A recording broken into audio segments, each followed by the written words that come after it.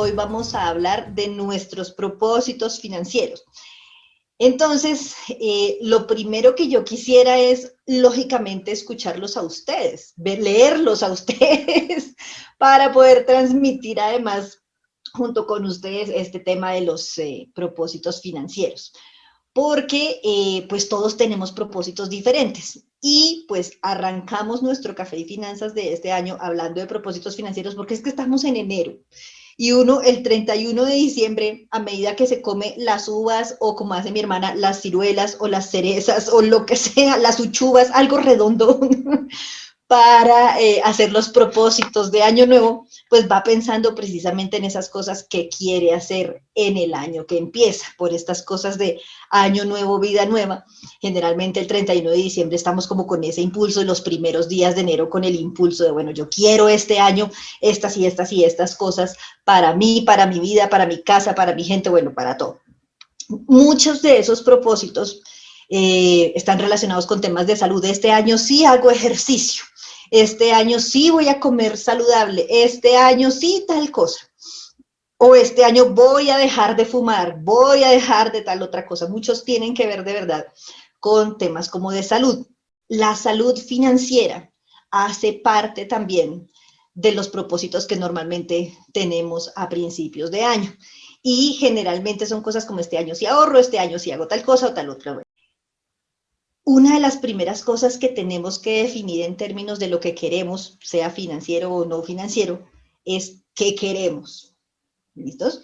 En estos días veía una charla TED de una política estadounidense, una señora muy pila, que decía, yo cuando voy a hacer cualquier cosa me hago 3 preguntas. Ella se llama, voy a mirar por aquí en mi teleprompter, Stacey Abrams, o Abrams, no sé cómo se pronunciará el apellido de ella.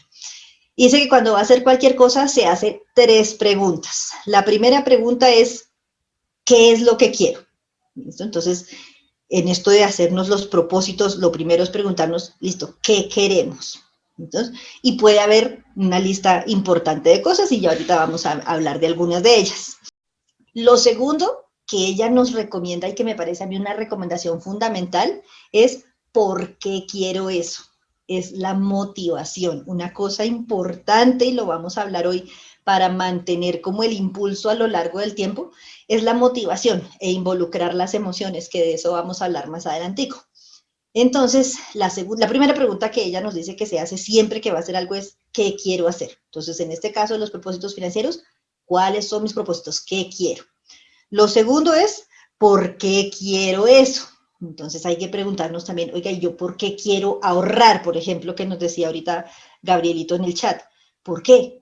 Entonces, y puede haber un sinnúmero de razones y todos podemos tener razones diferentes, porque quiero tener más tranquilidad en caso de que me baje el ingreso o que pierda el empleo o lo que sea, porque quiero tener un colchón, un seguro para emergencias, porque quiero viajar cuando se pueda y nos liberemos de esta pandemia, quiero volver a viajar. Y entonces esa es la motivación que tengo para ahorrar. Ahora más adelante vamos a hablar más en detalle de eso.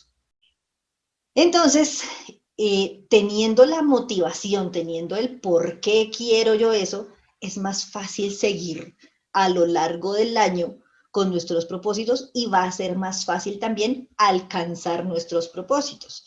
Porque cuando empecemos como a flaquear o como que se nos va olvidando la cosa, nos acordamos del por qué. Y podemos hacer cosas, y lo vamos a hablar más adelante, para mantener presente el por qué. Entonces, primera pregunta, como decíamos ahorita, ¿qué quiero? Segunda pregunta, ¿por qué quiero eso? Y la tercera pregunta que Stacey Abrams, o Abrams otra vez, nos recomienda que nos hagamos es, ¿cómo lo logro? ¿Listo? Entonces, ¿qué quiero? ¿Por qué lo quiero? ¿Y cómo lo logro? Nos dice por aquí Jorgito Cruz en el chat que o hace como una pregunta, ¿realmente necesitamos muchas tarjetas de crédito? Esa es una reflexión bien importante para todos y ahorita hablamos más en detalle. Es importante ver costos, tanto la cuota o la tasa fija, la cuota fija, la tasa de interés, los seguros que pagamos, las membresías, los cupos, que no debemos dejarnos endulzar el oído por todos los comerciales y de todos los bancos. A mí en estos días me han llamado a ofrecerme tarjetas de cuánto banco y a decirme que tengo cupos preaprobados y entonces uno puede empezar ahí a decir a todo que sí, porque qué tal que algún día lo necesite, hasta adelanto de nómina me han ofrecido. Y eso no siempre es bueno. Ahora vamos a hablar del por qué. ¿Listo? Entonces, esas tres preguntas es lo primero que debemos tener en mente. ¿Qué quiero? ¿Por qué lo quiero? ¿Y cómo lo voy a alcanzar? ¿Listos? Entonces, primera pregunta, vámonos en orden con las preguntas. ¿Qué quiero? ¿Cuáles son nuestros propósitos financieros? Si no se los han hecho, todavía estamos a tiempo, siempre es tiempo. Podemos estar en septiembre y podemos todavía hacernos nuestros propósitos financieros, faltaba más. Lo primero que tenemos que hacer es nuestra listica. ¿Qué queremos? ¿Listo? Entonces, puede ser, como ponía Gabrielito en el chat hace un momento, ahorrar. Puede ser disminuir endeudamiento, uno de los propósitos más comunes que yo he visto que nos hacemos el 31 de diciembre, son la mitad de las uvas, este año salgo de deudas, este año sí salgo de deudas, voy a terminar el año sin deudas. Y es un muy buen propósito. Dentro de ese propósito podríamos poner lo que nos ponía también ahora Jorgito en el chat, no tener tantas tarjetas de crédito. Muchas veces tenemos un montón de tarjetas de crédito que no usamos o que usamos apenas una partecita de esas tarjetas y sí nos estamos exponiendo a varias cosas si tenemos varias tarjetas. ¿A qué cosas? Primera, no, es que yo las acepto porque ¿qué tal? Porque que haya una emergencia o yo llegue a necesitar plata, yo prefiero tenerla ahí, lista para usarla en el momento que haya una emergencia o que tenga una necesidad de plata. Pero yo nunca las uso, entonces estoy tranquilo porque pues sí, ahí están, no, yo soy juicioso, yo no me antojo, nunca las uso. Y resulta que esas tarjetas, como lo hablamos en un café de los de la primera temporada, que tenemos ahí pero que no usamos, sí tienen un cupo aprobado. Y ese cupo aprobado entra a ser parte de una cosa que llamamos el cupo flotante. Y el cupo flotante es un cupo aprobado de crédito que en cualquier momento podemos utilizar. Y entonces, cuando pedimos crédito para cualquier cosa más grande, vehículo, educación, vivienda o lo que sea, los bancos van a mirar si tenemos cupo flotante y qué tanto. Y eso resta nuestra capacidad de endeudamiento. Entonces, no es tan bueno tener tantas tarjetas. Entonces, uno de los propósitos sería ahorrar. Otro de los propósitos, reducir deuda. Otro de los propósitos, así no esté endeudada, de pronto reducir la cantidad de tarjetas de crédito que tengo por cuotas de manejo, por otras cosas, y si no, por el cupo flotante. De verdad que no es buena idea tener muchas tarjetas aprobadas, así no las usemos, por el cupo flotante. Otro propósito que tenemos, que solemos tener, invertir. Este año sí voy a invertir. Y aquí les cuento así una infidencia, ese es mi propósito de año nuevo. Porque, listo, lo de no deuda ya lo tengo. Ustedes ya me conocen la mayoría y saben que a mí las deudas no me gustan, entonces deuda, listo, ya. Chuleado. ¿Qué tener ahorritos? Sí, por ahí ya hay algo de fondito de ahorritos y ya de ese fondito de ahorritos puedo empezar a pensar como, bueno, quiero invertir una parte de esa plata, o sea, voy a volverme un poco más intrépida y eso de verdad que es todo un propósito para mí, la intrepidez financiera. Puede ser ahorrar, puede ser disminuir deuda, puede ser disminuir la cantidad de tarjetas de crédito que tenemos y que no usamos, puede ser invertir. Porque una cosa es ahorrar y tener la plata ahí quieta guardada en el banco o en una fiduciaria como la tengo yo aquí en Fidencia. Otra cosa es invertir esa plata, ya de verdad ponerla a trabajar. ¿Listos? Y para eso pues necesitamos de verdad tener muchas cosas claras, entre esas nuestro propio perfil como inversionistas. De eso vamos a ir hablando en estos cafés que vienen. Otro propósito que también les cuento yo acá entre nos, es uno de los míos, no le van a contar a nadie, es generar más fuentes de ingreso. No solamente es ahorrar, no solamente, no, hay que generar también más fuentes de ingreso. Uno no debería depender de una sola fuente de ingreso, deberíamos tener varias. Entonces, ese puede ser otro propósito. Otro propósito puede ser reducir gastos. Entrar a mirar dónde es que estamos utilizando la plata y cómo podemos utilizarla mejor y entonces tratar de reducir nuestros gastos para poder ahorrar, para poder invertir, para poder hacer todas las cositas que queramos. Entonces, cada quien puede tener sus propios propósitos. Son muy personales, son muy de cada uno, son muy de la situación financiera de cada uno también. porque quien ya tiene ahorritos puede pensar en invertir, pero quien tiene mucha deuda de pronto no tiene ahorros, o quien no tiene deuda, pero tampoco tiene ahorros, de pronto lo que está pensando es en generar más ingreso porque pues apenas logra sostenerse y así sucesivamente. Entonces los propósitos financieros son de verdad muy propios de cada uno. ¿Listo? Entonces cada quien haga su lista. Si el propósito es ahorrar, entonces ya tenemos definida la primera pregunta. ¿Qué quiero? Ahorrar. Lo segundo, la segunda pregunta, acuérdense, es ¿por qué? Y en este caso yo diría también, ¿para qué? ¿Para qué quiero ahorrar? ¿Por qué quiero ahorrar? Y entonces ahí tenemos diferentes posibilidades también. Una de esas posibilidades, voy a compartir aquí mi pantalla y voy a ir tomando apunticos en nuestra pizarrita de mano para que vaya quedando un poquito más claro y no sea solamente verme a mí todo el tiempo, porque qué cosa tan aburrida verme a mí todo el tiempo. Por lo menos que vean mi letra, que les prometo que he estado intentando hacerla más bonita para que me salga más decente en nuestros cafés. Decíamos hace un ratito, que Gabrielito nos ayudó también ahí en el chat, que lo primero, o la primera pregunta es, ¿qué quiero? Y entonces eso se traduce en cuáles son los propósitos. Y entonces eso puede ser, decíamos ahorita, ahorrar,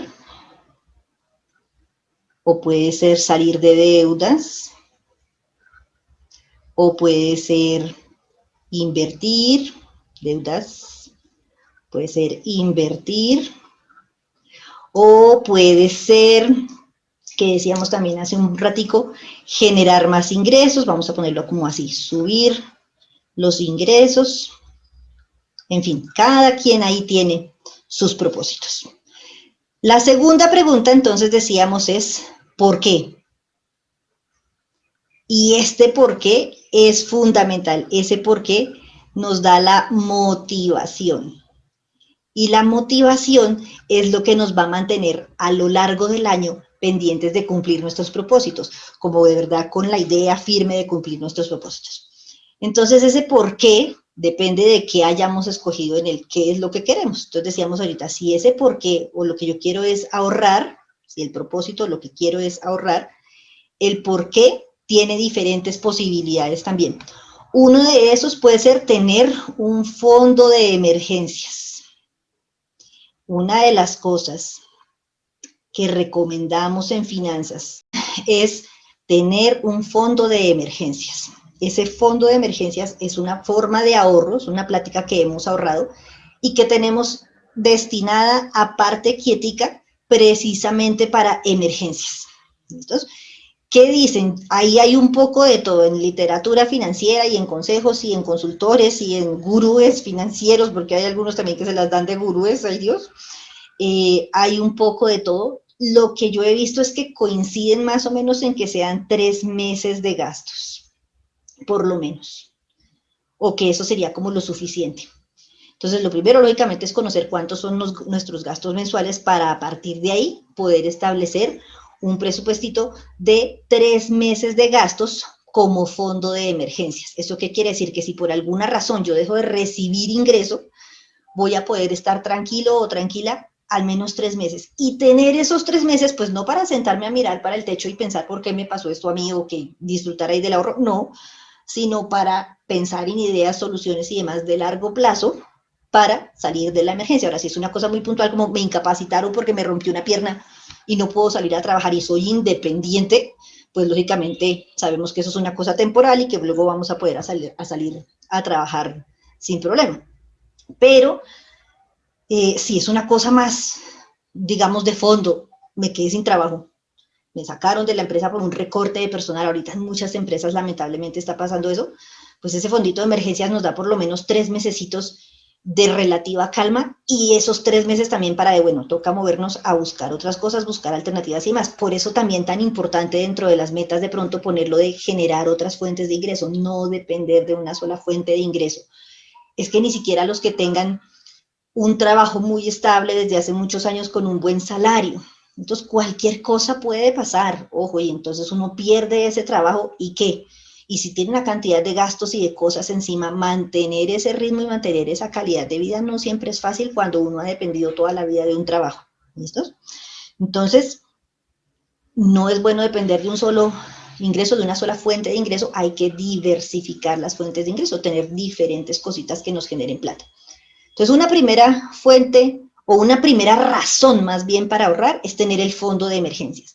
En esta coyuntura en la que estamos por el COVID y las cuarentenas y demás, este fin de semana aquí en Bogotá otra vez estamos en cuarentena estricta y demás, las personas que tienen negocios no esenciales, entre comillas, pues han tenido que cerrarlos una cantidad de días. Este fin de semana otra vez cerrados. Si yo tengo una papelería, una miscelánea de barrio, una peluquería, otra vez este fin de semana me toca cerrarla. Entonces, ese fondito de emergencias nos ayuda a salir adelante en esas situaciones en particular. Y la idea es que lo mantengamos para eso, para emergencias.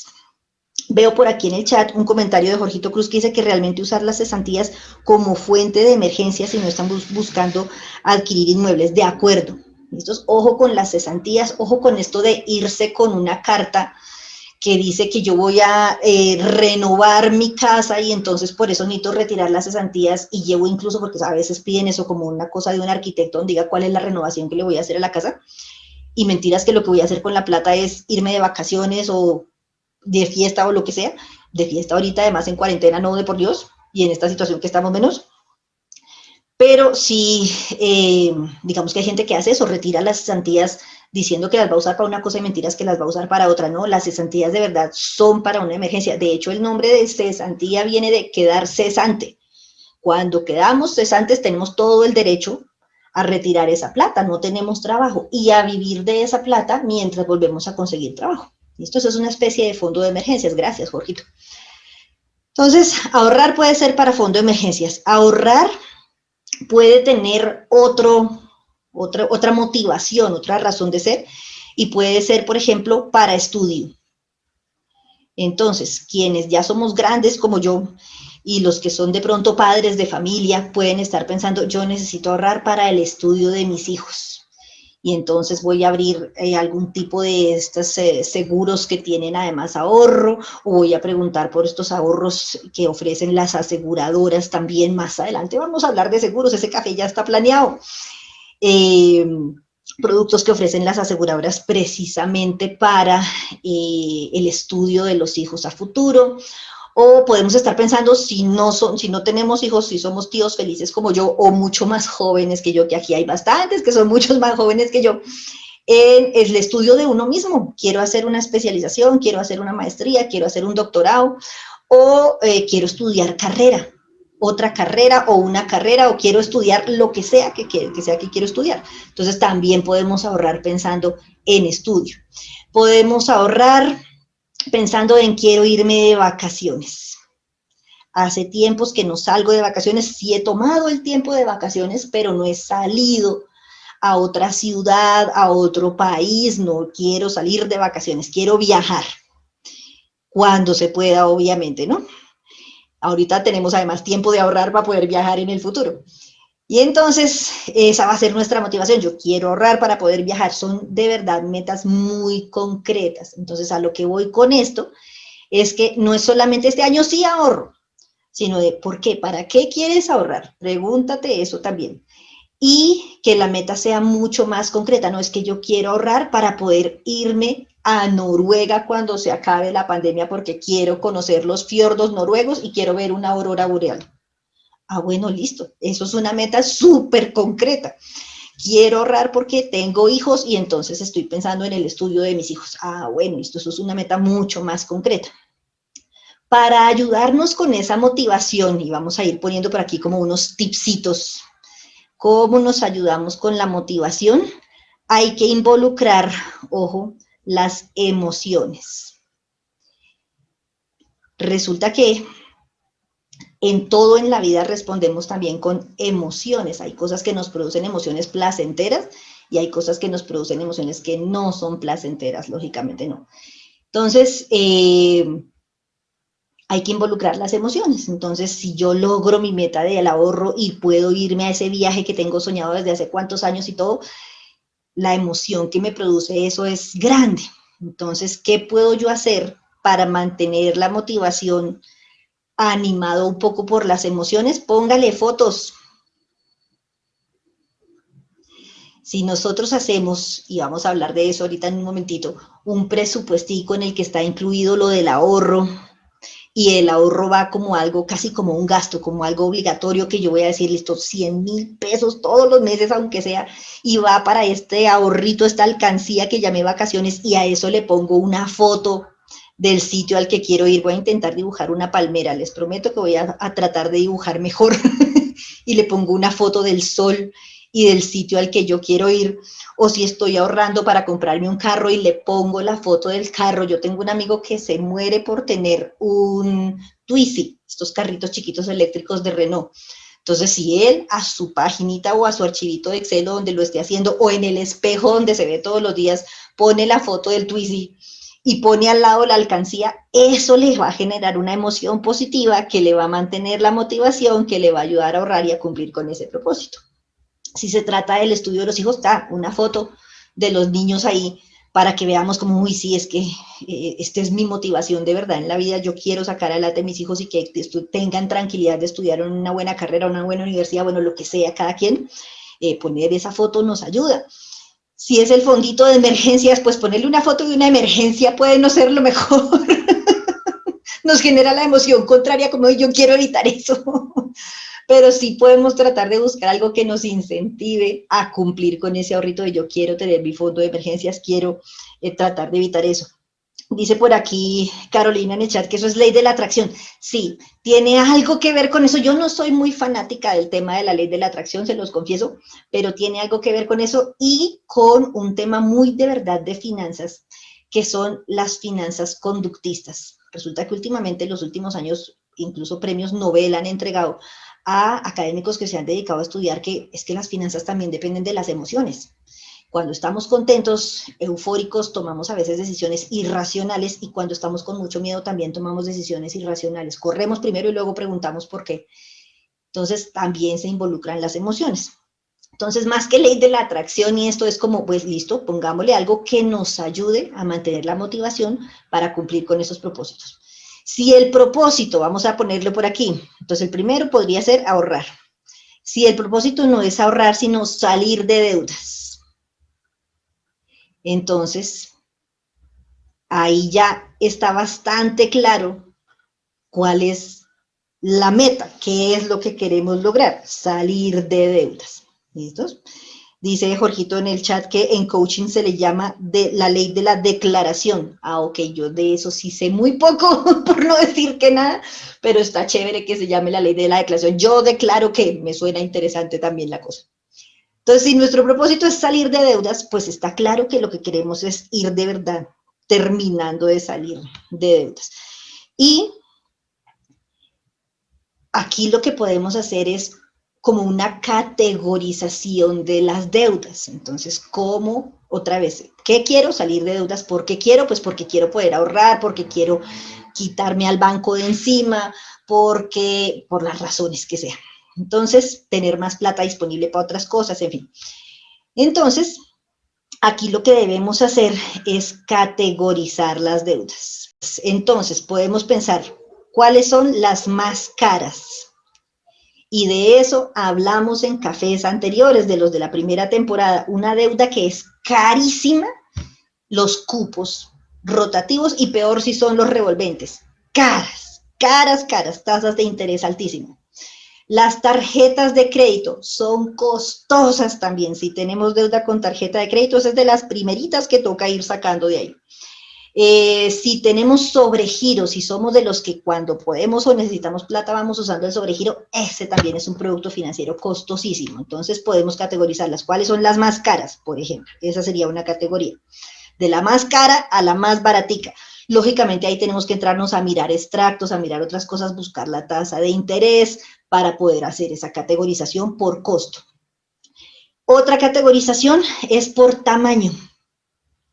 Y aquí, ojo, la recomendación no necesariamente es mate la más grande primero, porque es que esa puede ser la más difícil de pagar. Si yo tengo crédito hipotecario y voy apenas por el año 5 del crédito, pues hombre, pretender matar en un año ese solo crédito, tengo que hacer un esfuerzo financiero muy bárbaro. Entonces, y sí, no necesariamente es por tamaño. Muchos de los asesores de finanzas personales recomiendan aquí es las más pequeñitas, salga de las deudas chiquitas primero. Y con eso va matando deuditas y va como que la lista va bajando y eso lo anima a uno también. Entonces, aquí en tamaño, de primero las pequeñas, no necesariamente las grandes. Podemos matar primero las deudas pequeñitas. ¿Listos? Y otra categorización que es muy común además en muchos medios financieros, categorizarlas en deudas buenas y deudas malas. ¿Qué podemos llamar una deuda buena? Es una deuda que tomamos para adquirir un activo. Más adelante vamos a hablar de los activos. Acuérdense que en esta segunda temporada de Café y Finanzas nos vamos a poner más técnicos. Entonces, un activo que es, por ejemplo, un local que yo compré para arrendar. Es una máquina que yo compré para mi negocio y que me va a ayudar a generar más ingresos. En el caso, por ejemplo, de una clínica veterinaria, que ya tenemos por aquí a una veterinaria en el público, mi hermanita linda, puede ser, sí, que tenemos un equipo de ecografía. Y entonces lo que podemos hacer es, bueno, hay que ofrecerle esos servicios de ecografía a otros veterinarios que de pronto no tengan acceso a esos equipos. Y entonces eso nos va a ayudar a generar más ingreso. Esas son las deudas buenas, las deudas que tomamos para comprar cosas que nos van a ayudar a generar más ingreso o para utilizar la plata invirtiéndola de una forma que vayamos a recibir ingreso y que ese ingreso ayude a pagar la deuda y luego ya nos deje plata. Las deudas malas, pues como su nombre lo dice, no son tan chéveres. Son esas deudas que tomamos de pronto con la tarjeta de crédito y con otras cosas para gastarnos la plata literalmente para consumo, que de eso no vamos a recibir mayor cosa. Entonces yo diría, las primeras que toca de verdad sacar de la lista, matar de primeras en nuestros propósitos, son las deudas malas. ¿Listos? Nos dice Jorgito en el chat que es ideal que el activo que adquiramos con deuda sea más rentable que el costo de los pagos de los intereses y que no se deprecie tan rápido. Sí, claro, que lo que vamos a recibir por el uso de esa plata sea más que lo que vamos a estar pagando por esa plata. Esas son las deudas buenas, las que nos generan ingreso de alguna forma. Las deudas malas son las que no nos generan ningún ingreso, sino solo costos y gastos, y que lo que nos queda de eso no es ni siquiera algo muy tangible. Digamos, comprar un carro para uso personal, uno diría, sí, pero es que eso no le va a generar ingresos. Pero pues por lo menos el día que yo necesite la plata puedo vender el carro. ¿Listos? Pero si yo lo que hice con la plata fue, o con la deuda, más bien tomé deuda y lo que hice fue comprarme un montón de ropa, pues sí, pues, y además ojalá ropa de marca, que son de estas cosas que yo de verdad no entiendo. ¿Cuáles son las ganas de comprar ropa de marca que vale un montón de plata más, que además la producción de esa ropa en muchos casos no se está haciendo con comercio justo y todo, más adelante hablaremos de eso?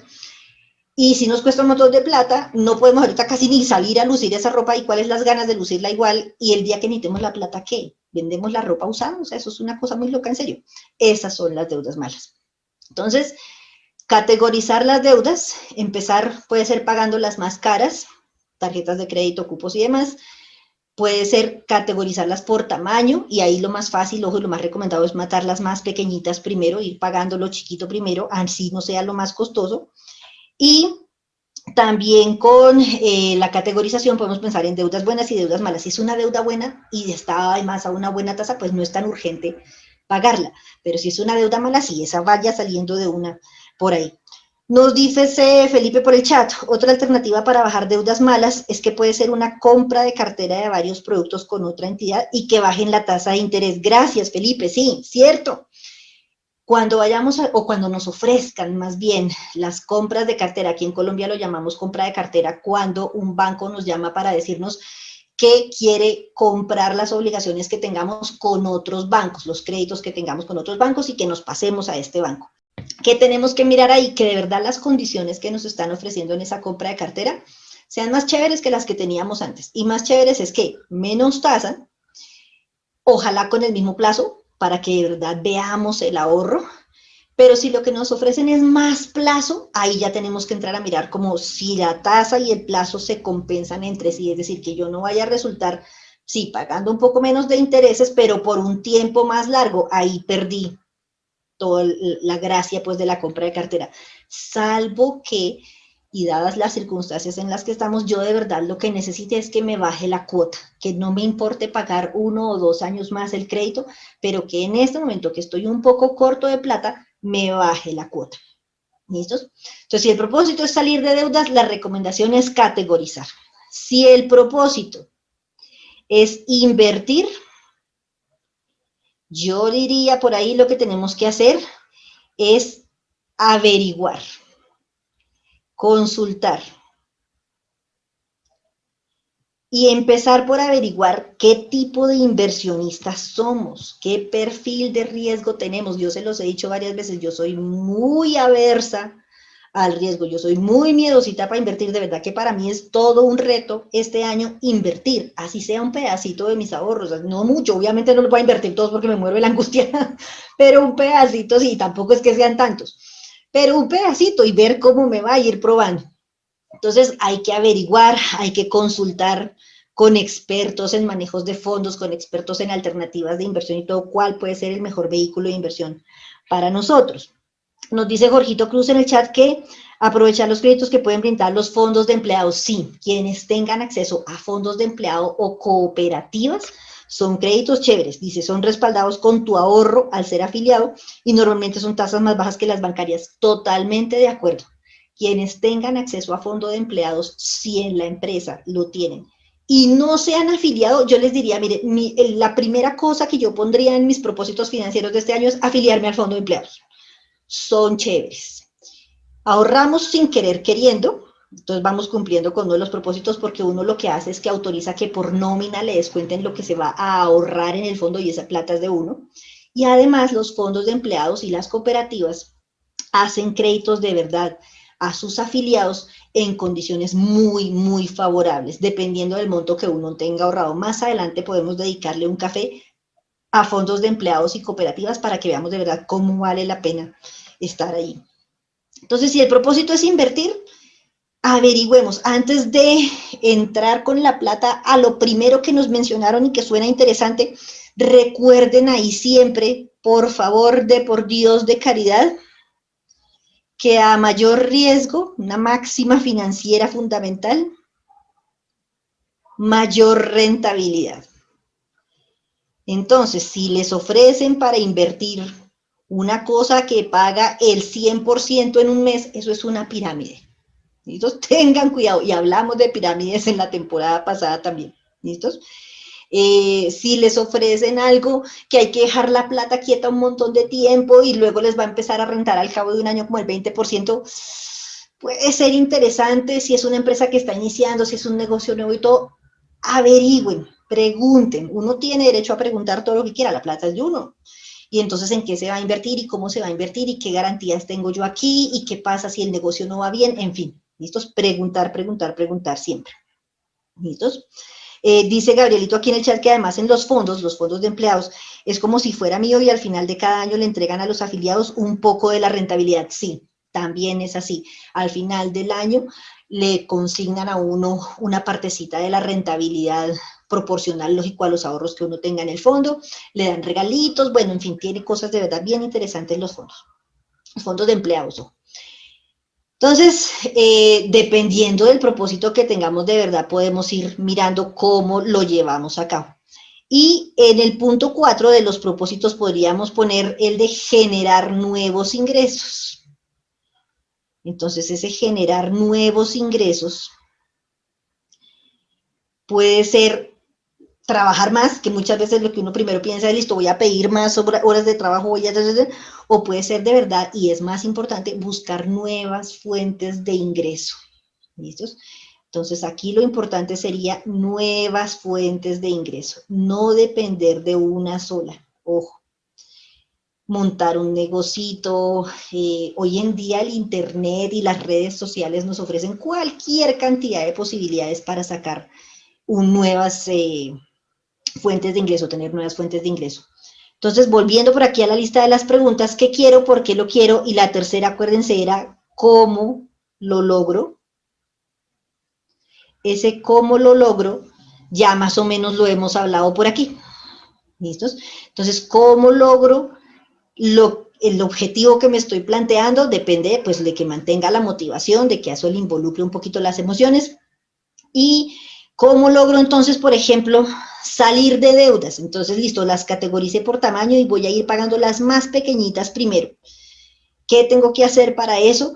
Pues mirar cuáles son, y hago mi lista y estas son la plata que debo y estas son las personas o los bancos a los que les debo, cuál es la deuda más chiquita, cuánto debo ahí, y me trazo de una vez el plancito, listo, si debo 1.000.000 de pesos, pues voy a decir, listo, voy a, además de lo que me llega de cuota de ese crédito, destinarle, qué sé yo, 50.000 pesitos extra, lo que pueda extra, para prepagar ese crédito, y ahí ya me voy poniendo un plan muchísimo más concreto. Lo mismo con las inversiones, entonces ya averigüé, ya consulté, ojo, no vayamos a caer en una cosa que se llama, ¿cómo es? La parálisis por análisis, que nos quedamos ahí pensando y preguntando y averiguando y analizando todas las posibilidades y no tomamos la decisión. No, listo, ya averigüé 3, 4, 5 alternativas, la que se ve más interesante para mi perfil, para el horizonte en el que quiero tener la plata y otras cosas más adelante vamos a hablar de eso, es esta, entonces listo. ¿Cuánta plata estoy dispuesto a invertir ahí y a arriesgar ahí? Porque si la cosa no sale bien, entonces pues podría perder plata. Entonces, ya, voy a arriesgar X plata.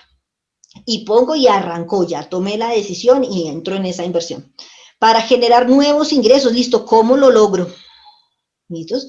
Entonces, veía yo en estos días en el portal de mis finanzas personales un reto financiero muy bonito y era como, si necesitas generar más ingresos, piensa en 10 ideas para generar con cada idea 1.000.000 de pesitos colombianos, que es un esfuercito para algunos más fuerte que para otros.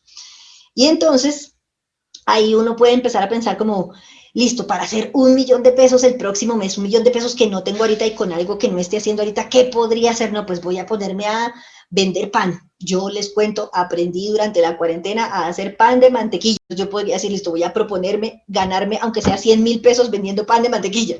Así sea mis vecinos, o voy y se lo vendo a Angelita en la panadería para que ella lo venda. En fin, ideas de cómo puedo generar X plata en X tiempo.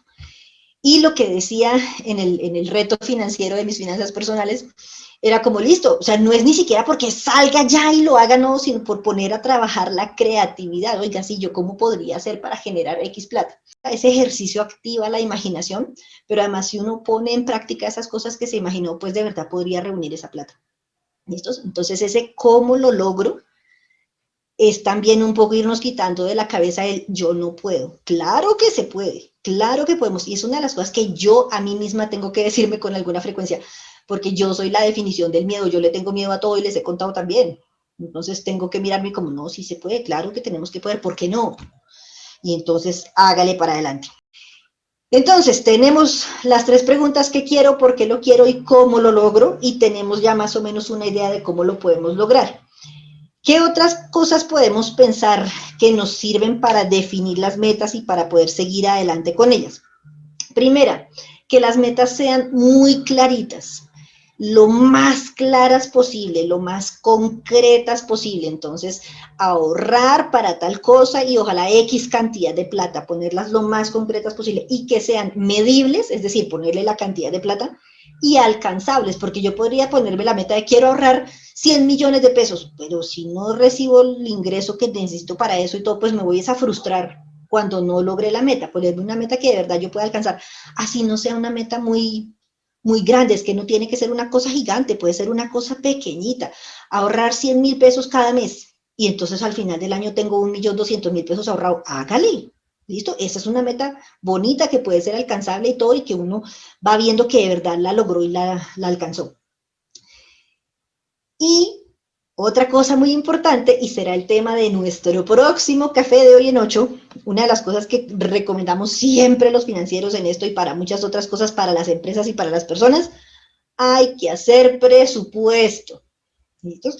Tenemos que hacer un presupuestico, porque para poder saber si podemos ahorrar, necesitamos saber cómo estamos de ingresos y de gastos para saber si de verdad nos queda para el ahorro y cuánto.